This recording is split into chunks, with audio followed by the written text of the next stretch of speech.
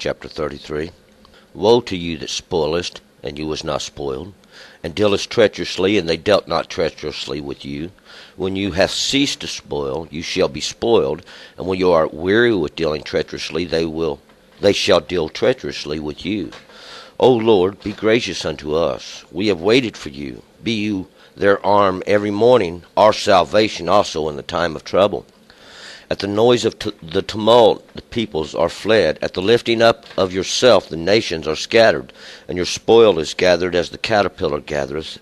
As the locust leap do they leap upon it. The Lord is exalted, for he dwelleth on high. He hath filled Zion with justice and righteousness, and the stability of your times shall be hoard of salvation, wisdom and knowledge, and the fear of the Lord, which is his treasure. Behold, your valiant ones cry without, the ambassadors of peace weep bitterly. The highways lie waste, the wayfaring man ceaseth. He hath broken the covenant, he hath despised the cities, he regardeth not man. The land mourneth and languisheth, Lebanon is ashamed, it withereth. Sharon is like a wilderness, and Bashan and Carmel are clean bare. Now will I arise, saith the Lord, now will I be exalted, now will I lift myself up. You conceive shaft, and you shall bring forth stubble. Your breath is the fire that shall devour you, and the people shall be as the burnings of lime, as thorns cut down that are burned in fire. Hear you that are far off. What have I done? And you that are near, acknowledge my might. The sinners in Zion are afraid. Trembling hath ceased the ungodly. Who among us shall dwell with the devouring fire? Who among us shall dwell with the everlasting burnings? He that walketh righteously and speaketh uprightly, he that despiseth the gain of oppressions, that shaketh his hands from the holding of bribes, that stoppeth his ears from the hearing of blood, and shutteth his eyes from looking upon evil. He shall dwell on high. His place of defense shall be the munitions of rock. His bread shall be given. His waters shall be sure. Your eyes shall see the king and his beauty. They shall behold a land stretching afar. Your heart shall muse on terror. Where is he that counted? Where is he that weighed? Where is he that counted the towers? You shall not see the fierce people, a people of deep speech, that you canst not perceive, of a stammering tongue that you canst not understand. Look upon Zion, the city of our solemn gatherings. Your eyes shall see Jerusalem, a peaceful habitation, a tent that shall not be removed. The stakes whereof shall never be plucked up, neither shall any of the cords thereof be broken. But there the Lord will be with us in majesty, in the place of broad rivers and streams, where shall go no galley with oars, neither shall any gallant ship pass thereby. For the Lord is our judge, the Lord is our lawgiver, the Lord is our king. He will save us. Your tacklings are loosed. They do not hold the stand of your mast. They do not spread the sail. Then is the prey of the great spoil divided. The lame take the prey. And the inhabitant shall not say, I am sick. The people that dwell therein shall be forgiven their iniquity. All right, let's go back up to verse 1. Now, in chapter yesterday, we always have this king and his princes now that have been established in judgment. And for judgment was the king given and established. Because they had went astray from God. They had turned from the law of God. And they wanted a king. And God gave them one. And we're going to find now, we ended the chapter. We were talking about these ones. God called them women, for they're from men, and these are their teachings. He told him now, when the greater understanding comes out, that you were going to be troubled. He's going to actually, this is when God's going to begin to make an end of their great understanding they think they have. They become confident now in their understanding. And we're going to see that God has done this. It was God that pulled this veil over them. It was God that done this great and marvelous work, even made them drunk now in the cup of wrath. We're going to see this is exactly what the book teaches. And we're going to start with verse 1. Woe to you that spoilest, and was not spoiled, and dealest treacherously, and they dealt not treacherously with you. When you have ceased to spoil, and you shall be spoiled, and when you art weary with dealing treacherously, they shall deal treacherously with you. And these are those ones. They've set themselves up. They've hewed them out of place. However you want to look at it. God didn't put them. This is not what the law says, and this is not what God did. We'll find out. This is what Jeroboam did, and this was the great sin that caused all Israel to go astray, and it's even the great similitude of the end time. And we're continuing with yesterday, and who are we talking about? Those ones who took this position, those ones who contend even. Verse 2, O Lord, be gracious unto us. We have waited for you. Be you their arm every morning, our salvation also in the time of trouble. Who? We've waited for God. Waited for God in judgment, because God comes in judgment. God shows himself in judgment. He showed himself mighty to the Pharaoh in the judgments and the plagues even. These were the similitudes even of judgments. And this is the way God works. See, God has to show himself across a long period of time in greatness and magnificent, declaring now the end even from the beginning. 3. At the noise of the tumult of the peoples are fled. At the lifting up of yourself, the nations are scattered. And this is when God begins to pour out understanding on the world. This is what's going to cause this great problem, even this tumult of the peoples as they are fleeing what? This city that these men have been defending. We're going to see that it can't stand against God. God has done this, so God can show you himself great in the earth through the bringing down of this great city even. 4. And your spoil is gathered, as a caterpillar gathers, a locust do they leap upon it. And this spoil that we're talking about is everything that belonged to God anyway, that was imputed over into others. God's going to get back. God's going to take it back, and they're going to jump on it like locusts. And just like the young locust, they gather it. And that's what the caterpillar is, this young locust that goes forth. By the multitudes even. God, once again, this is the twistings. God is twisting it, making it strong. See, making his understanding even strong through the twistings of men. And we're going to learn a little more about this twisting even at the end. The Lord is exalted, for he dwelleth on high. He hath filled Zion with justice and righteousness. He has filled Zion with judgment and justice. See, because that's the way God works. And you can simply just go look these words up, and that's what they mean. See, Zion, this parched place, even this place, the Lord continues to parch it. And it's a marker. Every time man raises himself up, makes for him an ephod, that which was not given to him, you're going to have this situation. We can go back to the beginning. We can learn from the judges. This is the mistake that a lot of the judges made. Verse 6, and the stability of your time shall be a hoard of salvation, wisdom and knowledge, and the fear of the Lord, which is his treasure. The stability, these things that make it solid. We're talking to the ones who have understanding, see. This is the hoard of salvation, wisdom and knowledge, see. Wisdom and knowledge and the fear of the Lord. This is your salvation, that you follow the law, wisdom and knowledge, and understanding. This is your wisdom, knowledge, and understanding, the law. See, and when you do follow the law, then you see all these things the book's been talking about, all these things that God's been talking about. 7, behold, your valiant ones cry out without, and the ambassadors of peace weep bitterly. Your valiant ones, these mighty ones that you've made, they're crying outside, without understanding, and they're outside the city.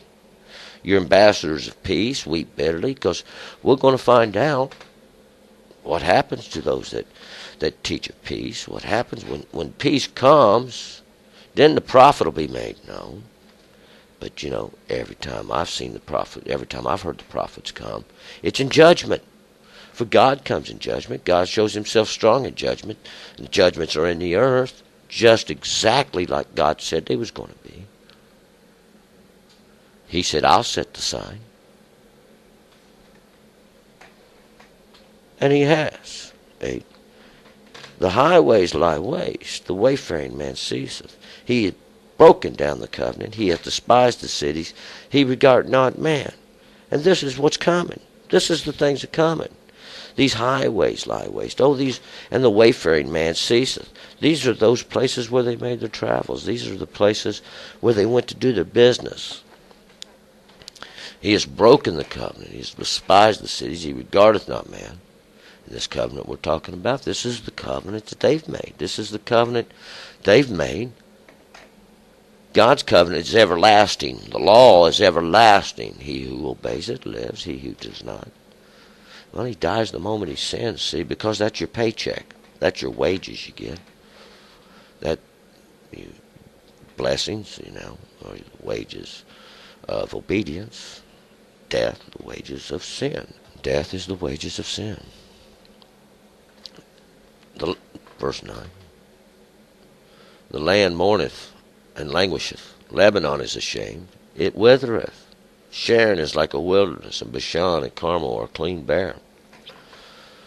The land mourneth and languisheth. There's darkness and gloom. It's a storm coming. Lebanon is ashamed. Lebanon is that place that was made white. It was made white. It withereth. It's dying. It's dead. It's dying. It's going downward. Sharon is likewise, is like a wilderness. Sharon, that plain, even that plain, it was just a flat, level plain, is a wilderness. It's like a wilderness. Briars and thorns have come all up in it. And Bashan and Carmel are clean bare. Bashan, a fruitful, fertile place. And Carmel, this garden land where harvest is planted and looked forward to, clean bare. Where's the harvest gone? It's gone, see. And that's why these men are crying outside the city. We knew God was going to do this. Remember, he said, when it gets to its full, I'm going to cut it down and cast it on the fire. The joy is ceased. He was dancing around, making merry, and suddenly, like an instant, God changed it around, see. God does these things. How does he do these things? He's God. Now will I rise, 10, saith the Lord. Now will I be exalted. Now will I lift myself up.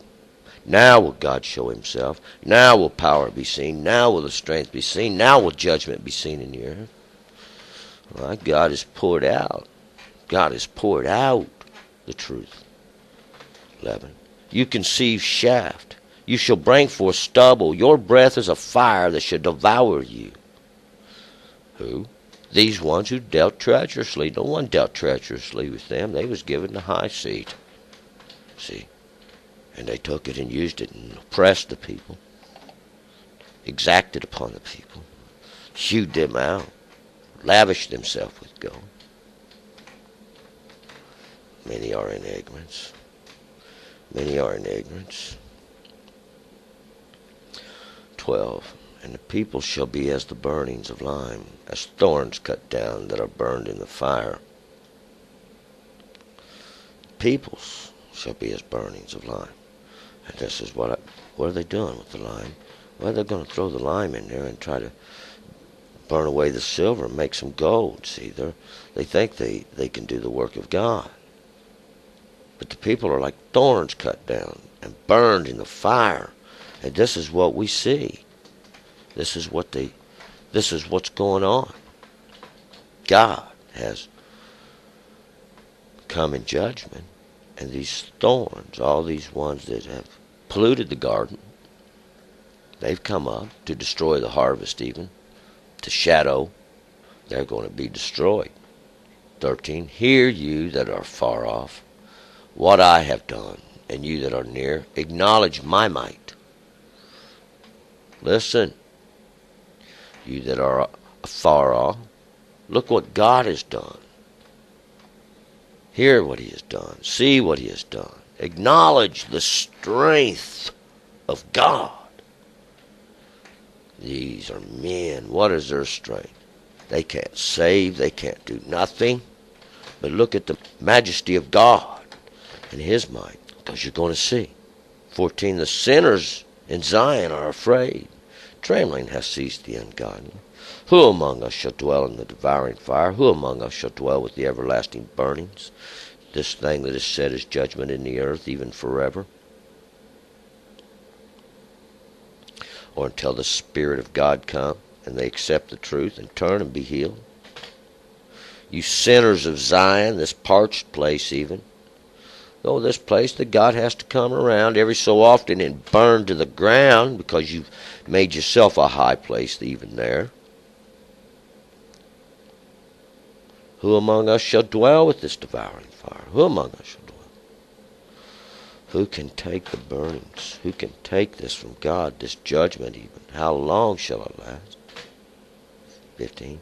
He that walketh righteously and speaketh uprightly, he that despiseth gain of oppressions, he that shaketh his hands from holding of bribes, he that stoppeth the ears from the hearing of blood, he that shutteth the eyes from looking upon evil, walketh in justice, and speaks uprightly, speaks correctly. That's who can walk in the fire. He that despises the gain of oppression, these exactions they've put upon the people to make themselves rich, and the people suffer under the burden. And the first thing they want to do is attack the poor. They more money. They want to attack the poor, attack the less fortunate. First thing. He shakes his hands from the holding of bribes. Holding of bribes, that's what it is, bribery too. Well, this holding of bribes, this is those that take them. They're all right with the taking of bribes. Of course, bribery, what we're talking about here is not so much a bribe. It's just a present for your concern. See, your concern with our problem. This is a little present for you, showing your great concern even in our association or whatever it is. You don't have to call it a bribe. Bribe's a real harsh word. He stops his ears from the hearing of blood, the hearing of sin. You don't want to hear it. That's all that's in the earth. And he shuts his eyes from the looking upon evil. Don't want to see it. It's all in the earth, constantly before us, this immorality, even the teachings of the children to go astray, starting them out at such a young age. 16. He shall dwell on high. His place of defense shall be the munitions of rocks. His bread shall be given. His water shall be sure. Who? This one who can take it. These ones who can take the fire. These ones who can do this. These ones that can be obedient to God's law.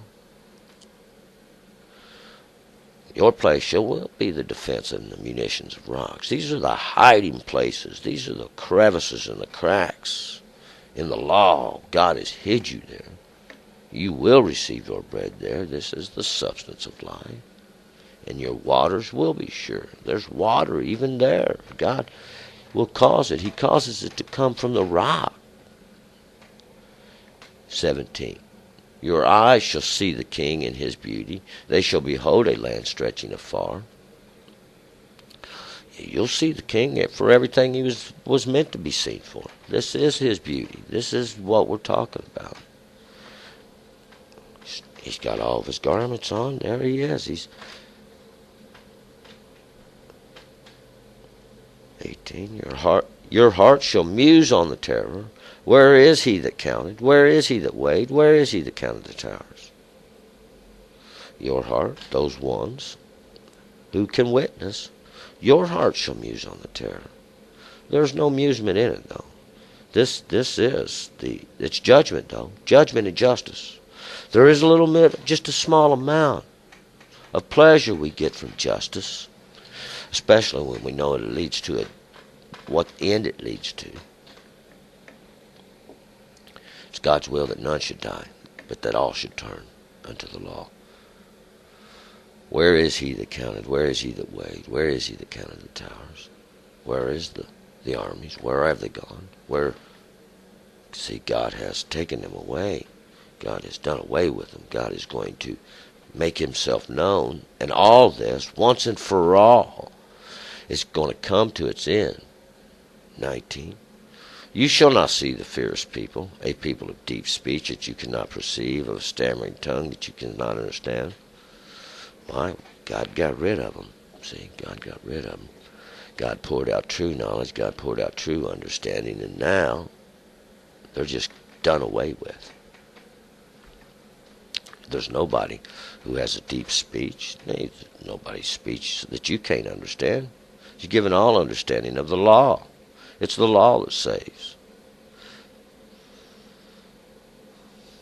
A stammering tongue, these are the same thing, these ones. Repetitive speech.